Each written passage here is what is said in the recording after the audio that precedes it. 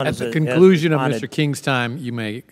And I wanted to point out that you repeatedly stated here before this committee that you separated out your personal beliefs from any action that you took.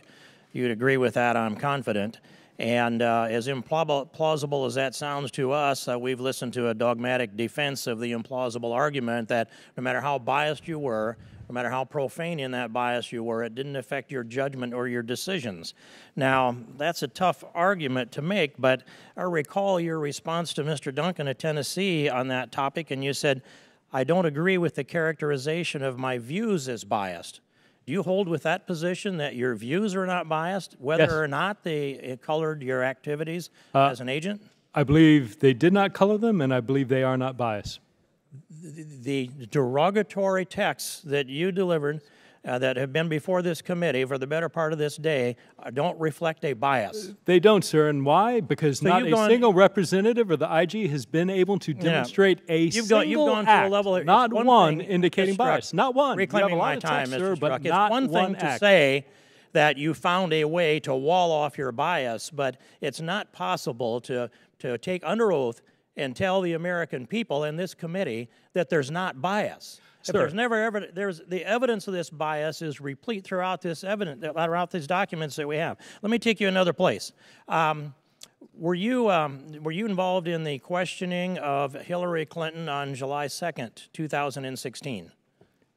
Yes, I was.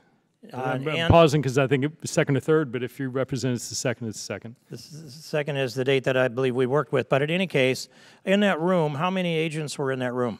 3, including myself. And were there any other representatives of the executive branch of government? There were. And who were they? 5 attorneys from the Department of Justice. 5? Yes, sir. 5 attorneys from the Department of Justice and 4 then from the FBI? No, sir. Including yourself? No, sir. A total of 8 people. 3 DOJ FBI, attorneys, 5 3 DOJ. FBI agents. And then the people in the room with Hillary Clinton were Carol Mills, Secretary Heather Samuelson. Clinton, 1, 2, 3, I believe 4 other attorneys, 4 or 5. Sir. I see. And did you record any of that interview? And could you tell me how long that took? We did not record it. My recollection is that it took several hours. I don't recall the exact time. And then what documents would you have that memorialize the interview? An FD 302 is created based on the notes taken by the participants in the interview. And how many of those 8 agents or officers had their notes that took notes in that room? I don't know. I know the 2. Do you have yours? I did. I believe some, and I know the 2 agents did. I don't recall about the DOJ attorneys. I want to ask you to reconstruct. Who were those agents?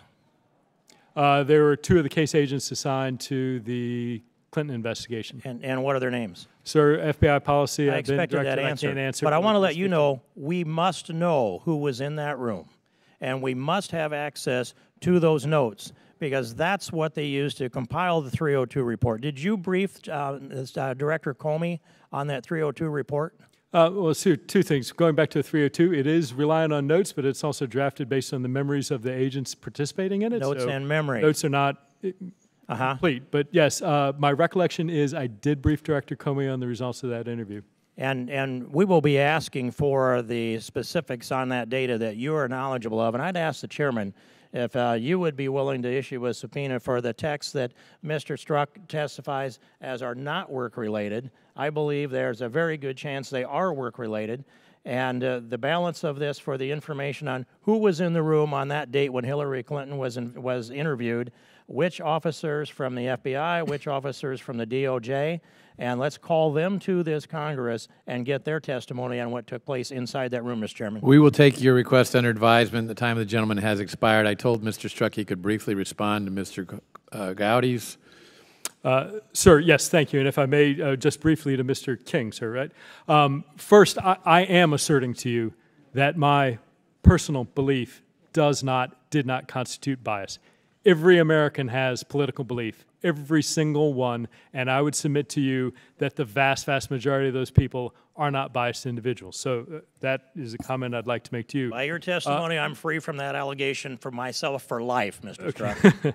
Mr. Chairman, if I can respond to you, My mentions of the word impeachment, if you look at the selective text that you've chosen and you expand that look to others, you will see that in no way did I prejudge that outcome. In fact, what you've conspicuously omitted, is a statement I made expressing concern that I'm not sure there's a big there.